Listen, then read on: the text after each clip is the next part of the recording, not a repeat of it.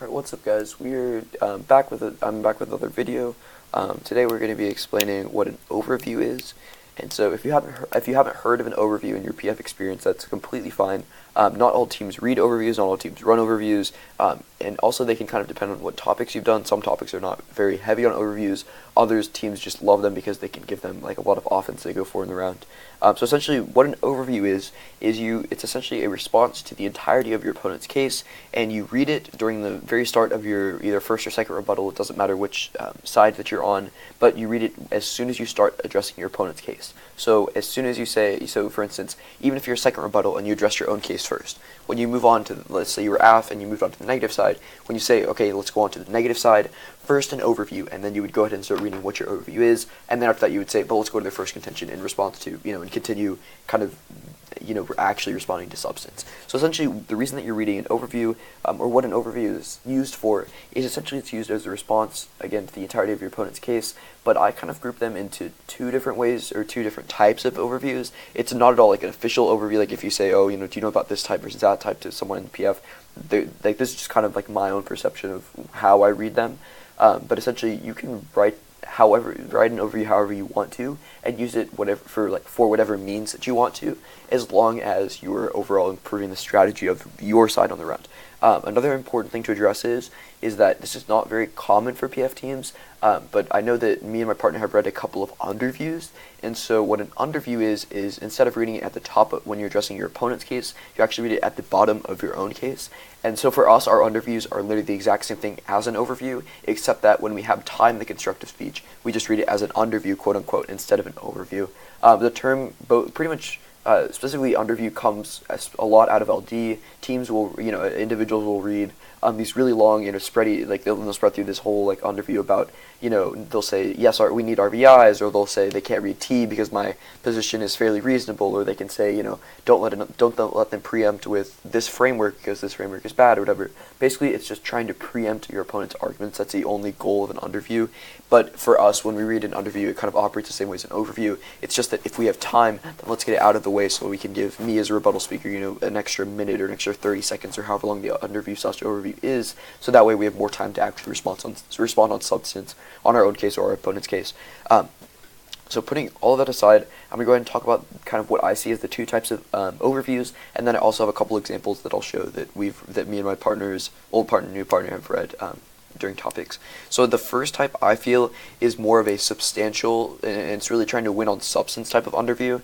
And so I think that overview, excuse me. I think that this type of overview is very similar to what a disadvantage is in LD, or what a lot of individuals call a DA for short. But essentially, what a DA or disadvantage is it's a very fairly long fleshed out response to the negative reads against the AF, and the neg says, look, sure, maybe it doesn't really address what their opponent's case is. It just says that the same link that our opponents are using is going to cause all of these really bad impacts. So for instance, if someone is advocating for the ending of nuclear power, then the disadvantage could be, fine, nuclear power might be bad, but when we link away from nuclear power, a very common DA was that's going to lead us towards filling up those energy needs with coal, and coal is 10 times worse than nuclear energy, and here's all these impacts, right?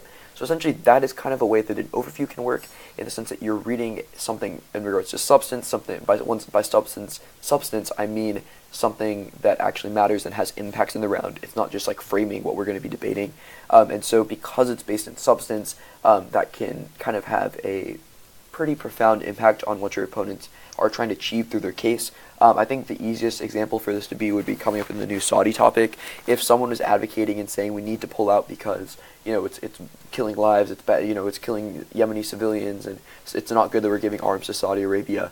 An easy overview response could be, sure, but here's the overview is that by 2030, Saudi Arabia is going to be fully supporting themselves in regards to all of their nuclear or whatever, all of their striking capabilities, whatever weapon capabilities you want that we are selling to them. So therefore, here's a time frame, right? The only impacts that can be different in the round is for your team and my team is from now until 2030. It's not going to be any of these really long-term impacts because Saudi Arabia is going to be independent by 2030 in regards to their weapons, right? So that's a fairly easy one to understand. People read all sorts of different overviews in regards to substance. Sometimes they're also more like a third contention or a fourth contention or an extra contention. in the sense that it's just trying to bring up another argument that your opponents have to respond to.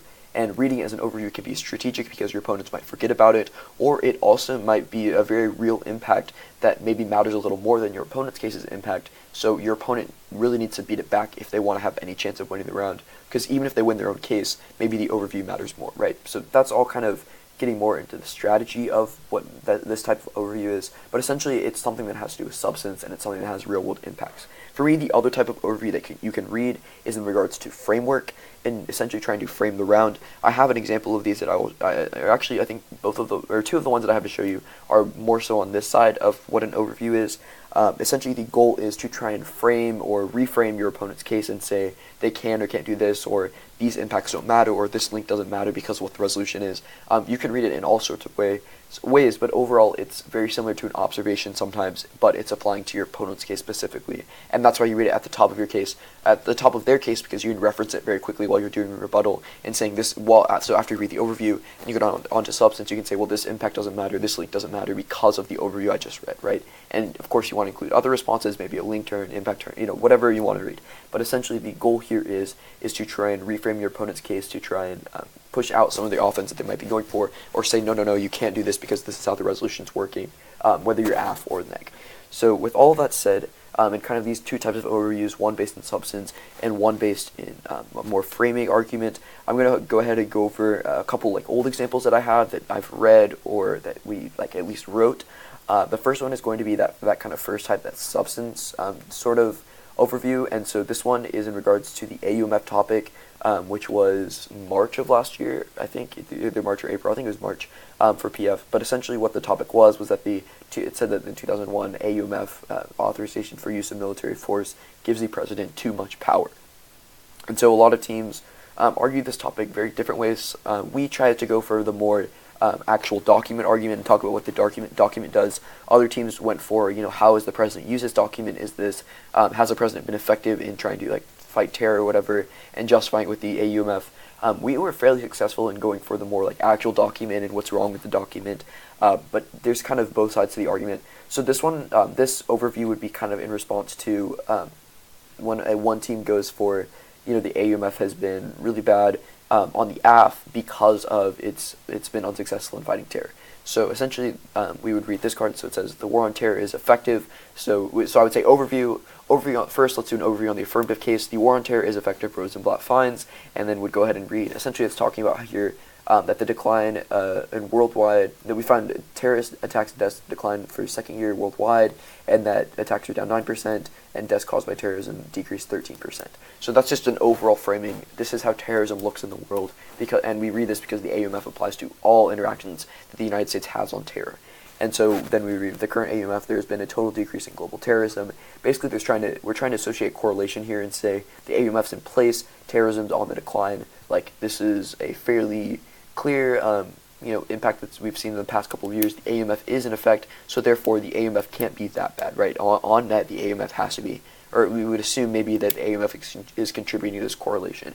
And so this is a fairly weak overview, but if our opponents don't respond to it, we can blow it out of proportion and say, look, judge, sure, maybe there are these specific times that the AUMF has failed, maybe in 2008 or 2000, whatever, name as our opponents name a specific year. However, the problem is that overall, we show you that the AUMF has been successful because overall there's been a decrease in global terrorism. And so if they don't respond to the overview in this sense, that can give us a lot of help on substance, and this can almost act as a terminal block, or as terminal defense our opponent's case, meaning that even if they say that the AUMF has been bad here, here, and here, in the very, very long term, the AUMF has been correlated to do something good, right, and substantially do something good at that. So then I'll go ahead and move on. This is the same topic, but a different overview, underview. I think in our original case we wrote it as an underview. We ended up reading it more so as an overview, but I'll go ahead and read. But at first I'll kind of explain what this is doing. So the AF says, so again, going back, the AF says that the AUMF gives the president too much power, or that a lot of times say the AUMF is bad. The neg says that the AUMF is good, or that at least the AUMF doesn't give the president too much power. So essentially what we read here is we are reading from the War Powers Resolution. This was a law that Congress passed, I think, in the 60s. It was in Vietnam, And so the reason that the War Powers Act was passed was so that the president had more power, specifically to intervene without the authority of Congress for 60 days, wherever he chose, so that he could essentially react quickly if he needed to on like the global stage or whatever. So that's what this is saying, that he has 60 days. The president has 60 days until something happens, until he has to report back to Congress and decide. But essentially, we say that that's really expansive and that it's probably not constitutional, or at least it's going to mirror the powers the president has with the AUMF. So that's what kind of this Cornell law review explains, that it's very impactful, that it was a huge amount. It doesn't limit the troops. It doesn't mean that Congress can reject it really quickly. It doesn't, there's all these problems that allow the president to unilaterally do whatever he wants in regards to war. And so we were reading this saying specifically that sure, there's a 60-day limit on what. This is saying that if we didn't have the AUMF, we would have war powers, and that would mean the president can do exactly what he does in the AUMF, except limit it to 60 days instead of indefinitely. However, we would then say that if the president really wanted to, he would just justify each intervention as another different intervention, but would just add another 60 days onto the conflict, right? So that's the whole reason we're reading this. We're saying that the difference between the affirmative world and the negative world is really not that great. So the AUMF isn't giving too much power to the president because the president already had that power as a result of the War Powers Resolution. So this is very substantial in the sense that we are going for this whole argument about what the AUMF really is or isn't as a document, but at the same time, it still is kind of framing the round in the sense that we're reading this trying to talk about how, here's the AF world, here's the neg world. The difference between the AF and the neg world isn't really all that great because war powers is so similar to what the AUMF gives the president. So therefore, it's not an overextension of power. So with all of that said, I think that the reason that we would read this overview is that we're trying to beat back our opponent's case about, the AUMF is good, the AUMF is bad, it's done all of these bad things, the president has done all of these bad things, trying to reframe the round not only around the actual document, but again, trying to change the discussion and saying that you have to address this first, because even if the AF gets that the AUMF is too much power, that means that what was already in the status quo before that was also too much power, which means that overall it's not too much power. It's non-unique, right? And either whether we have the AUMF or not, the president still has this power. So then lastly, I'll go into the federal debt topic, which actually was just last month, or I guess this month, depending on if you still have another tournament or not. But essentially, we read this overview in response to our opponent's case. We were trying to frame the round more so with this one, but again, we were trying to also respond to our specific opponent's arguments if they revolved a lot about what Trump says. So we first define the Constitution we define the federal government as the three branches. Then we go on to say that the legislative power, according to the Constitution, has the power to levy taxes, to borrow money, and that no money can be drawn from the Treasury unless the consequence of appropriations is made by law. Essentially, the House does something, it's passed a law that says we want to spend money here. So then we give essentially a law review card that talks about how this clause right here, the consequence of appropriations clause, makes it so is a check on the executive power and makes it so that Congress has sole control over how we spend money. And the importance there is that we've seen with the government shutdown, Congress obviously does have the power, but they're not willing to get the 2/3 to override the president, so we're pretty much stuck. But the reason we're reading this is because a lot of our opponents' cases on the negative side are that we need to, Trump has been promoting economic growth and that's really good, or Trump wants to cut Medicare and do all these bad things, so we can't reduce the federal debt because that means that Trump's going to be able to cut Medicare. This overall, we're reading this and saying that reframe the round to just Congress, because Congress is all that matters in the round, in the sense that whether we reduce the federal debt or promote economic growth, either of those things are not mutually exclusive, for one, but for two, are actually based in Congress. They're not based in what Trump wants or what Trump's administration is trying to do. So that, again, is kind of reframing the round. This one is very frame-oriented, saying that we are trying to consolidate the scope of the round. If you think about almost like a flashlight or something, we're making the beam go from very spread out to consolidate in just one direction, almost closer to a laser, if you want to think about it in terms of a metaphor, in the sense that we're saying that forget all of these other impacts our opponents are reading. We have to focus on what the resolution is asking us, which is specifically about Congress, not the president. So taking a step back, I think the overviews I read some are more complex than others, but I think you can kind of get the overall gist here. The reason that you're reading an overview is that you're trying to somehow give this argument that your opponents have to address first before they can get onto all of the impacts that they read in their own case. And so whether that's trying to reframe the round, whether that's trying to exclude some of your opponent's impacts, or whether that's giving some sort of substantial argument or impact that you say comes before your opponent's case, the overall goal of an overview is to, again, to try and strategically give you an advantage in the round. And so, again, you read that OV or overview at the very top of your opponent's case and are trying to, again, reframe or rephrase or kind of give that impact that comes out. So yeah, I think that's pretty much it for an overview. If you have any questions, just let me know.